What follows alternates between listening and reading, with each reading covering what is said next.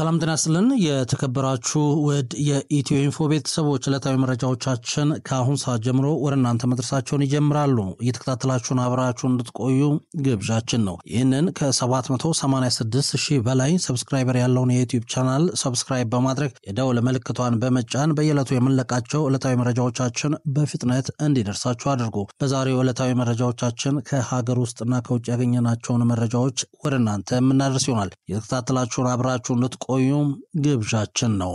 ይህ ኢትዮ ኢንፎ ነው። እንደተለመደው ከሀገር ውስጥ በተገኙ መረጃዎች ዕለታዊ መረጃችንን የምንጀምር ይሆናል። እየተከታተላችሁን አብራችሁ እንድትቆዩ በድጋሚ ጋበዝናችሁ።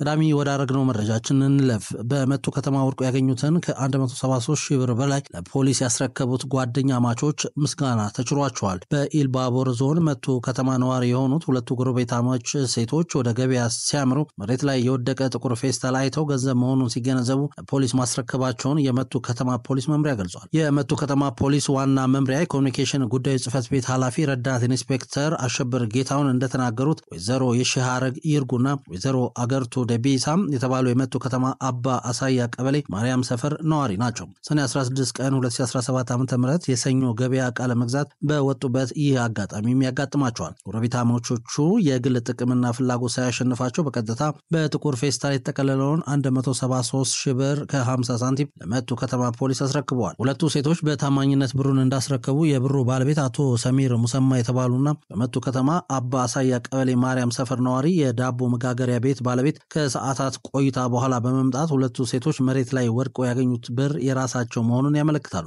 ፖሊስም ሁለቱ ሴቶች ያገኙት ብር የአቶ ሰሚር ስለመሆኑ ባደረገው ማጣራት ዱቄት ገዝተው ለመመለስ ወደ ሱቅ መደብር መጓዛቸውን ከዛም ከቤት ይዘውት የወጡት ብር ሲያፈላልጉ መገኘቱን በመስማታቸው ወዲያው ወደ ፖሊስ ጽሕፈት ቤት መቅረባቸውን ባቀረቡት ማስረጃ ማረጋገጡን ገልጿል።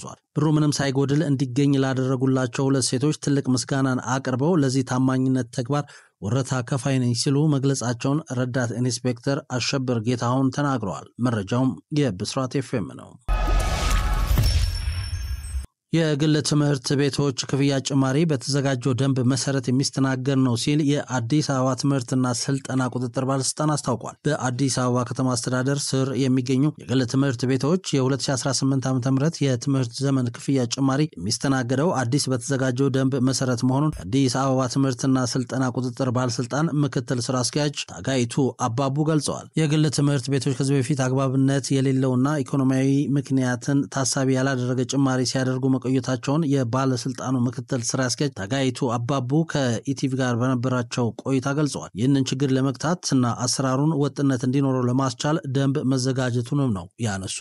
በደንቡ የግል ትምህርት ቤቶች የክፍያ ዋጋ ጭማሪ ጣሪያ በየእርከኑ ከ40% እስከ 65% መወሰኑን ገልጸው ይህም ትምህርት ቤቶቹ ከዚህ በላይ ጭማሪ እንዳያደርጉ የሚገድባቸው ነው ብለዋል። የሚደረገው የዋጋ ጭማሪ ለ3 ዓመትም ባለበት እንደሚቆይ ተናግረዋል። በተቀመጠው የክፍያ ዋጋ ጭማሪ ጣሪያ መሰረት ትምህርት ቤቱና ወላጆች በጋራ በመምከር ምን ያህል ይጨመር ወይም ከነጭራሹ ጭማሪ አያስፈልግም የሚለውን እንደሚወስኑም ጠቁመዋል። ትምህርት ቤቱና ወላጆች የትምህርት ጥራት ማረጋገጥ በሚያስችል መልኩ ታዛቢዎችን በመመደብ ውይይት ካደረጉ በኋላ ወላጆች የሚወስኑት ውሳኔ እንደሚጸድቅም ገልጸዋል። ነገር ግን በዋጋ ጭማሪ በፕሮፖዛሉ ላይ ትምህርት ቤቶች ከወላጆች ጋር መግባባት ላይ መድረስ ካልቻሉ ባለስልጣኑ ውሳኔ እንደሚሰጥ ነው አያይዘው የገለጹት። የመጨረሻው ውሳኔ የተወሰነበት ክፍያ ለመክፈል አቅማቸው የማይፈቅድ ወላጆች ልጆቻቸውን ወደ መንግስት ትምህርት ቤት ማስገባት እንደሚችሉም ገልጸዋል። ለደንቡ መነሻ በርካታ ጥናቶች መደረጋቸውን ያነሱት ወይዘሮ ታጋይቱ አባቡ የዋጋ ግሽበቱ ለ9 ተከታታይ ዓመታት የተደረጉ የዋጋ ጭማሪዎችን በአማካኝ ውጤት ከተማ አቀፍ የሸማቾች ዋጋ ግሽበትን መረጃ በመውሰድና የገበያ ትንበያ መሰረት በማድረግ ሚዛናዊ አሰራር መተግበሩንም ጠቁመዋል። የትምህርት ጥራትን ለማረጋገጥ ትምህርት ቤቶች በየ2 ዓመቱ እንደሚመዘኑ አንስተው ከ1 እስከ 4ኛ ደረጃ በመስጠት በእርከን በመክፈል የትምህርት ጥራቱን ለመጠበቅ በትኩረት እየተሰራ መሆኑንም ገልጸዋል። ዘገባውም የኢቢሲ ነው። አድማጭ ተመልካቾቻችን ከኢትዮ ኢንፎ ወደ እናንተ እየደረሱ የሚገኙት ዕለታዊ መረጃዎቻችን አሁንም እንደቀጠሉ ነው። የሀገር ውስጥ መረጃዎችን ወደ እናንተ ማድረሳችን እንቀጥላለን። በቅርቡ ሳሊተ ምህረት ጋር የትራፊክ ፖሊስ የደበደበው ግለሰብ በእስራት መቀጣቱ ሰምቷል። በቅርቡ የትራፊክ ፖሊስ እንዲሁም የመንግስት ሰራተኛ የሆነን ግለሰብ የደበደበው ተከሳሽ ታማኝ አስማማው አንዳርጌ 3 ዓመት የተፈረደበት ሲሆን ነገር ግን ተከሳሽ ታማኝ አስማማው አንዳርጌ አረንጓዴ አሻራ ችግኝ ተከላ አስተዋጽኦ ያደረገ ስለሆነ የቤተሰብ አስተዳዳሪ ስለሆነ ታማሚ ስለሆነ ከዚህ በፊት ምንም አይነት ወንጀል ክስ የሌለበት እንዲሁም መልካም ጸባይ ያሳየ ተብሎም ከላይ የተዘረዘሩት በሙሉ እንደ ክስ ማቅለያ ታይተው ፍርዱ ከ3 ዓመት ወደ 25 ቀን ወርዶ ተከሳሽ ታማኝ አስማማው አንዳርጌ የ25 ቀን እስር እንዲታሰር ተፈርዶበታል ተብሏል። መረጃው የኢትዮፒካ ሊንክ ነው።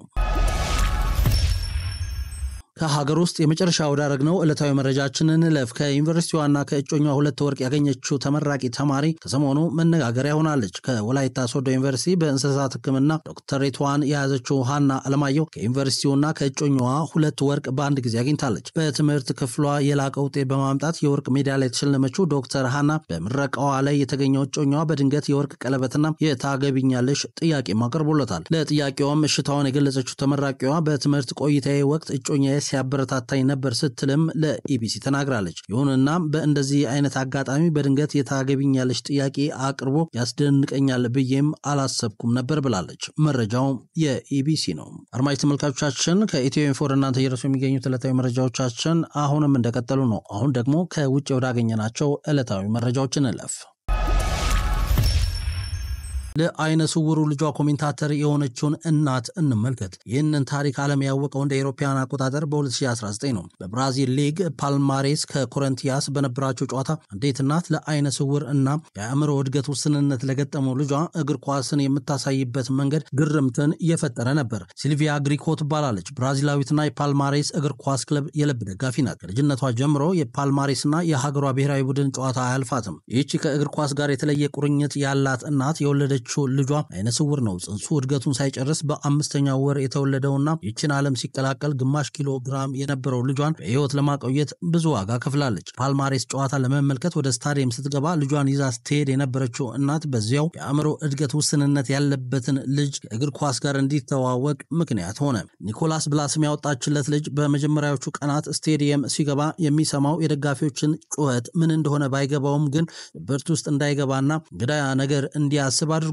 ከዚህ በኋላ እናቱ ሲልቪያ ግሪኮ በየጨዋታው ስለሚፈጠረው እያንዳንዱ ሁነት ተጀምሮ እስኪያልቅ ለልጇ በመተረክ ታሳልፋለች። በዚህ ጊዜም የቀጥታ ስርጭት እያስተላለፈ ያለው የቴሌቪዥን ጣቢያም ሲልቪያ ግሪኮ የእግር ኳስ ሁነቱን ለልጇ የምትተረክበትን መንገድ ለዓለም ያስተዋወቀው። የኒኮላስ አባትና እህቶቹ የሌላ ክለብ ደጋፊዎች ቢሆኑም እሱ ግን እንደ እናቱ የፓልማሬስ ደጋፊ ከመሆኑ ውጪ አማራጭ አልነበረውም። በተለይም ክለቡ ግብ ሲያስቆጥርና አሸንፎ ሲወጣ ደስታቸውን የሚገልጹበት መንገድ ከአእምሮ እድገት ውስንነት ጋር የተወለደው ልጅ ህይወት እንዲቀልለት አድርጓል። ተጫዋቾቹን ጨዋታውን የለበሱትን ማሊያ ግብ ያስቆጠረውን ተጫዋችና የፀጉር ቁርጣቸውን ሳይቀር ለልጇ በመተረክ 90 ደቂቃውን የምታሳልፈውና ከልጅነቷ ጀምሮ የምትወደውን እግር ኳስ የልጇን ደስታ ለመጨመር ብቻ ሳይሆን የአእምሮ እድገቱን ለማስተካከልም በብዙ እንዳገዛት ተናግራለች። የልጇ ኮሜንታተር የሆነችውን እናት ከቀድሞ የብራዚል ብሔራዊ ቡድን አሰልጣኝ ፊሊፔ ስኮላሪና ኔይማር ጀምሮ ከበርካታ ብራዚላዊያን ከዋክብት ጋርም አገናኝተዋለች።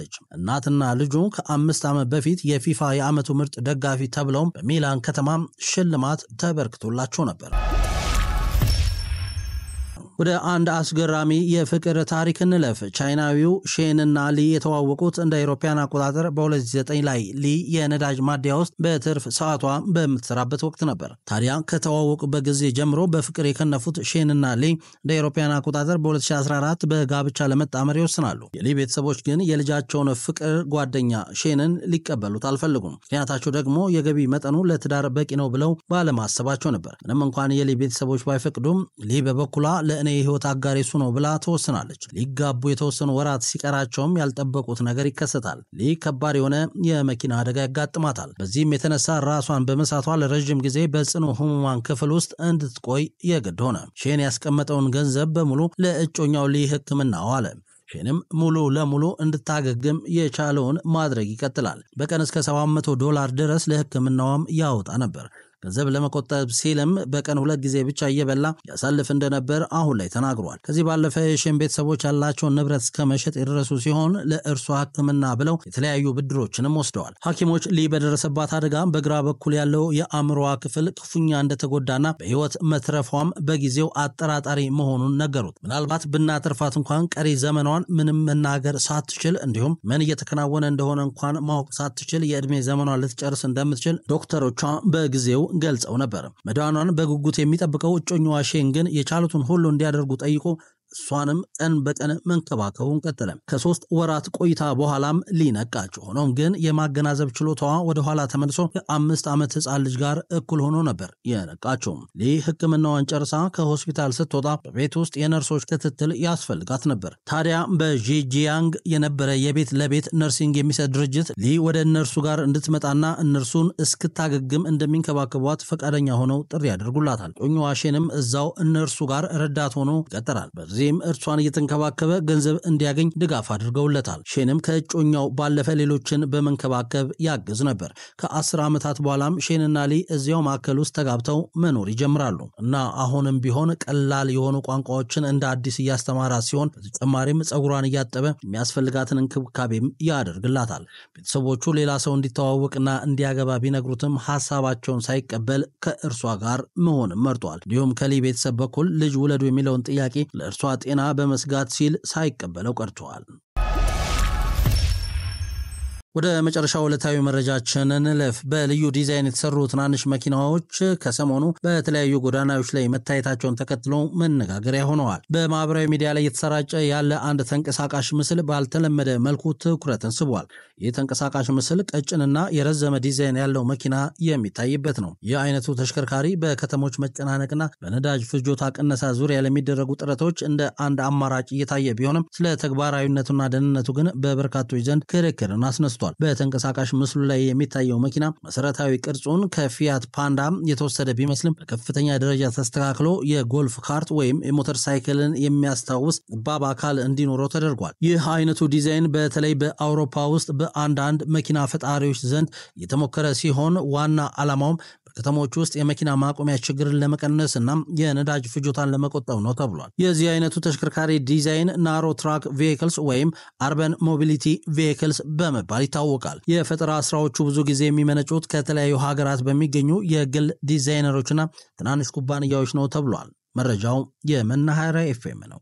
አድማጭ ተመልካቾቻችን ከኢትዮ ኢንፎ ወደ እናንተ ያደረስናቸው የነበሩት ዕለታዊ መረጃዎቻችን ይሄንን ይመስሉ ነበር። የተከታተላችሁን አብራችሁን ስለነበራችሁ እናመሰግናለን። ሐሳብ አስተያየት ካላችሁ አጋሩን። ይህንን ከ786,000 በላይ ሰብስክራይበር ያለውን የዩቲዩብ ቻናላችንን ሰብስክራይብ በማድረግ የደውል ምልክቷን በመጫን ዕለታዊ መረጃዎቻችን በፍጥነት እንዲደርሳችሁ ያድርጉ። መልካም ቀን።